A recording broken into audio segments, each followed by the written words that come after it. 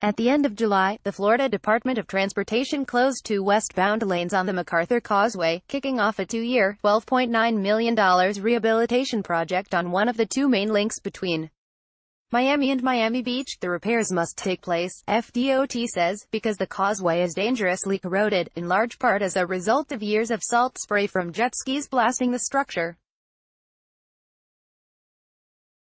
For the past 7 weeks, beach commuters have had to either sit through mind-numbing delays while traffic from all directions merged into a single lane, or avoid anywhere within a 6-block radius of the heavily policed traffic jam.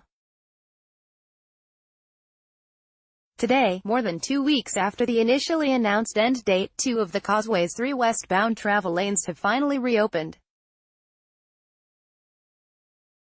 Though 2 westbound lanes are now available to beach commuters, one lane will remain closed until December, FDOT says.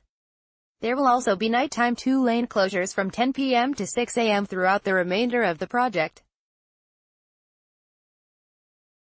At one point, Miami Beach politicians created live feeds from traffic cameras so residents could stay apprised of the traffic situation. The Miami-Dade Commission even voted to suspend westbound tolls on the Venetian Causeway during morning and evening weekday rush hour to mitigate traffic on the MacArthur. At the time, Commissioner Eileen Higgins said, "Folks in South Beach are literally spending an hour to go 6 blocks." At _Miami MacArthur Causeway construction is dramatically worsening rush hour traffic.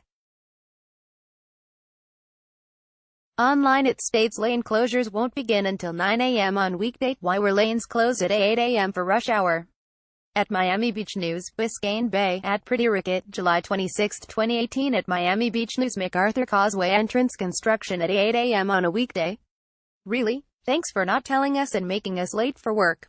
Couldn't this kind of work happen overnight, and not during morning rush hour? Tom Ryman, at Thom Ryman, July 25, 2018. After the westbound repairs are done, at least one lane on the eastbound side of the causeway will be closed for 9 months while FDOT replaces the bridge's concrete deck and repairs concrete under the bridge. FDOT and contractor accelerated the work schedule to complete additional areas that were identified for bridge full deck replacement, a press release states.